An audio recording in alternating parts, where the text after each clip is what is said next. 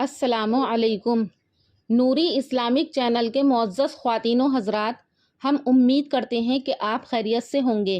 اور ہماری دعا بھی ہے کہ اللہ پاک آپ کو عافیت کے سائے میں بنائے رکھے۔ اس سے پہلی ویڈیو میں ہم نے آپ کو ابراہیم علیہ السلام کے بارے میں اور ان کو آگ میں ڈالے جانے کا واقعہ بیان کیا تھا۔ اس کے بعد حضرت ابراہیم علیہ السلام نے شہر بابل سے ہجرت کر دی، یعنی عراق شہر کو چھوڑ دیا تھا۔ اس کے آگے کا واقعہ ہم آپ کو اس ویڈیو میں بتائیں گے۔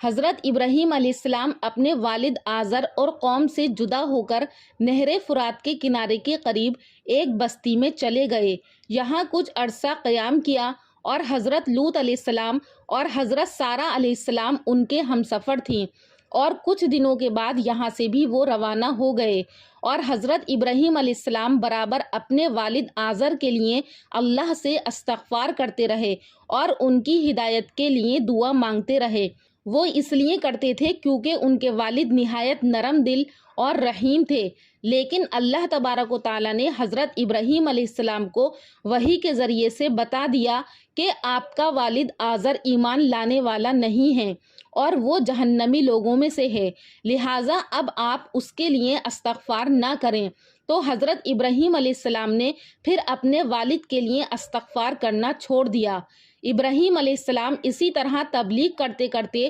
فلسطین پہنچے اور یہاں کچھ مدت تک قیام کیا اور پھر آگے بڑھتے چلے گئے، یہاں تک کہ مصر جا پہنچے تو بخاری اور مسلم کی روایت کے مطابق مصر میں ایک جابر اور ظالم بادشاہ کا واقعہ پیش آیا، جو اس طرح سے ہے کہ ابراہیم علیہ السلام کا جب مصر سے گزر ہوا تو انہوں نے مصر پہنچنے سے پہلے اپنی بیوی حضرت سارہ سے یہ کہا کہ یہاں کا بادشاہ بہت ظالم ہے، اگر کسی حسین عورت کو دیکھتا ہے تو اس کو زبردستی چھین لیتا ہے اور اس کے ساتھ ہی اس کے ساتھ جو مرد ہوتا ہے اس کو قتل کر دیتے ہیں، اگرچہ وہ اس کا شوہر ہی کیوں نہ ہو، اور اگر کوئی دوسرا رشتہ دار ہوتا ہے تو اس کو چھوڑ دیتے ہیں۔ تم کیونکہ میری دینی بہن ہو اور اس زمین پر میرے اور تمہارے علاوہ کوئی دوسرا مسلمان نہیں ہے، اس لیے تم بادشاہ سے یہ کہہ دینا کہ اگر وہ تم سے پوچھے کہ یہ کون ہے تو کہہ دینا کہ یہ میرا بھائی ہے۔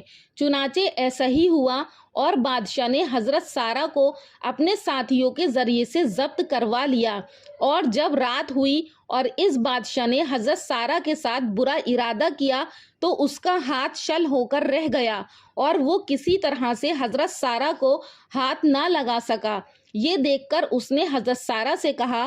کہ اپنے خدا سے دعا کر کہ میرا ہاتھ ٹھیک ہو جائے تو میں تجھ کو رہا کر دوں گا۔ تو حضرت سارہ علیہ السلام نے دعا کی، لیکن اس کے بعد پھر بادشاہ نے برا ارادہ ظاہر کیا اور دوسری مرتبہ ان کو چھونا چاہا، پھر اس کا ہاتھ شل ہو گیا۔ تیسری مرتبہ پھر یہی قصہ پیش آیا، تب اس نے کہا کہ معلوم ہوتا ہے کہ یہ عام عورت نہیں ہے، یہ کوئی جنی ہے، انسان نہیں ہے، اس کو میرے پاس سے لے جاؤ اور جلدی لے جاؤ، اور ساتھ ہی حاجرہ رضی اللہ تعالیٰ عنہ کو حوالے کر کے کہا کہ تم اپنے ساتھ اس کو بھی لے جاؤ، اس باندی کو میں نے تمہارے حوالے کیا۔ جب سارہ علیہ السلام حضرت حاجرہ کو لے کر حضرت ابراہیم علیہ السلام کے پاس پہنچی تو انہوں نے حال دریافت کیا، اور سارہ رضی اللہ عنہ نے مبارکباد دی اور کہا کہ شکر ہے خدا کا کہ اس نے ہم کو اس فاسق بادشاہ سے نجات ہی نہیں دی بلکہ آپ کے لیے ساتھ میں ایک خادمہ بھی دی ہے۔ بعض روایت کے اندر یہ بات آتی ہے کہ جب حضرت سارہ علیہ السلام بادشاہ کے پاس گئیں تو اس وقت سے لے کر جب تک وہ بادشاہ کے پاس سے واپس آئیں تو اللہ تبارک و تعالیٰ نے حضرت ابراہیم علیہ السلام کے سامنے ان کا منظر کر دیا تھا، سارے پردے اور رکاوٹوں کو ہٹا دیا تھا، اور وہ اس لیے کیا تھا تاکہ حضرت ابراہیم علیہ السلام کے ذہن میں حضرت سارہ کی پاکیزگی اور پاک دامنی برقرار رہے، اور وہ برابر حضرت سارہ کو دیکھ رہے تھے۔ یہ اللہ نے اس لیے کیا تھا کیونکہ حضرت ابراہیم علیہ السلام حضرت سارہ سے بہت محبت کرتے تھے، اور اس لیے بھی کہ وہ ان کے ساتھ ان کے دین پر تھیں۔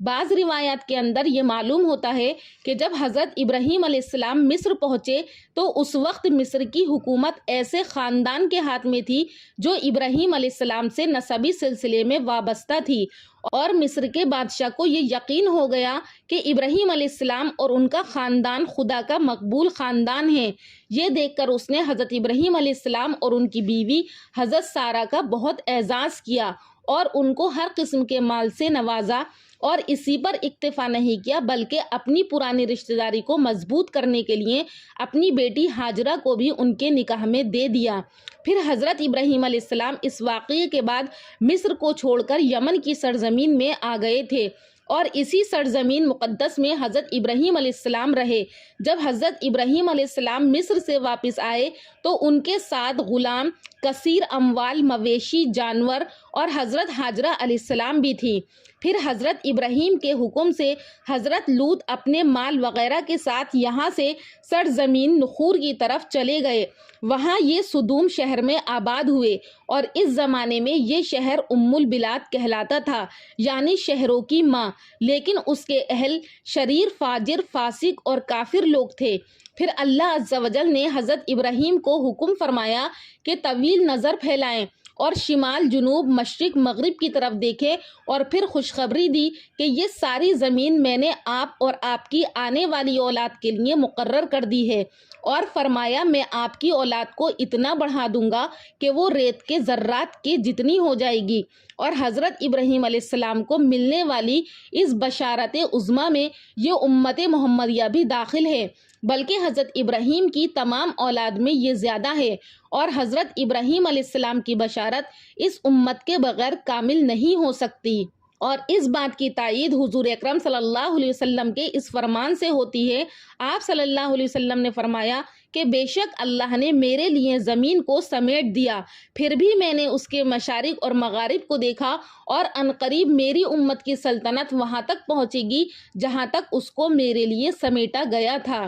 اہل تاریخ وغیرہ نے ذکر کیا ہے کہ سرکشی اور ظالم لوگوں کا ایک گروہ حضرت لوط علیہ السلام پر مسلط ہو گیا، اور انہوں نے آپ کو قید کر لیا اور آپ کے اموال ضبط کر لیے اور آپ کے مویشی جانوروں کو ہانک کر لے گئے۔ پھر جب یہ خبر حضرت ابراہیم علیہ السلام کو ہوئی تو حضرت ابراہیم علیہ السلام 318 آدمیوں کا بھرپور لشکر لے کر ان کی طرف گئے، اور حضرت لوط علیہ السلام کو ان کے پنجے سے چھڑایا اور ان کے اموال واپس لیے، اور اللہ و رسول بہت سے دشمنوں کو شکست دی، اور اللہ رسول کے بہت سے دشمنوں کو شکست دے دی، اور اس پر بس نہیں بلکہ ان کا پیچھا کیا حتیٰ کہ شمال دمشق تک پہنچا دیا، اور وہاں مقام برزہ میں آپ کے لشکر نے پڑاؤ کیا۔ مصنف رحمۃ اللہ علیہ فرماتے ہیں کہ وہاں ایک مقام کا نام مقام ابراہیم ہے، وہ اسی وجہ سے ہے کہ حضرت ابراہیم علیہ السلام کے لشکر نے وہاں پر قیام کیا تھا۔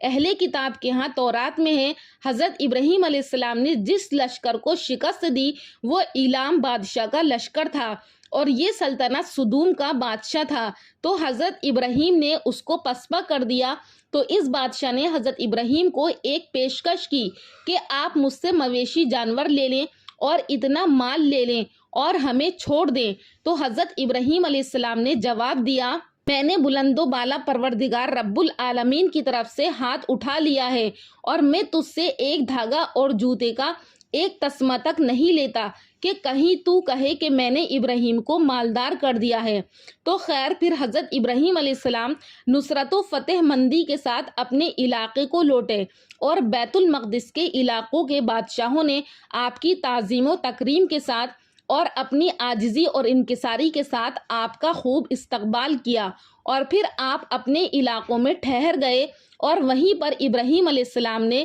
دین حق کی دعوت شروع کر دی۔ ناظرین کرام، امید کرتی ہوں کہ یہاں تک آپ کو حضرت ابراہیم علیہ السلام کی زندگی کا واقعہ سمجھ میں آ گیا ہوگا۔ انشاءاللہ اس کے آگے کا واقعہ کہ ان کی شادی حضرت ہاجرہ علیہ السلام سے کس طرح سے ہوئی اور کس طرح حضرت اسماعیل علیہ السلام کی پیدائش ہوئی، یہ لے کر حاضر ہوں گی نیکسٹ ویڈیو میں انشاءاللہ۔ تب تک کے لیے اجازت چاہوں گی۔ اللہ حافظ۔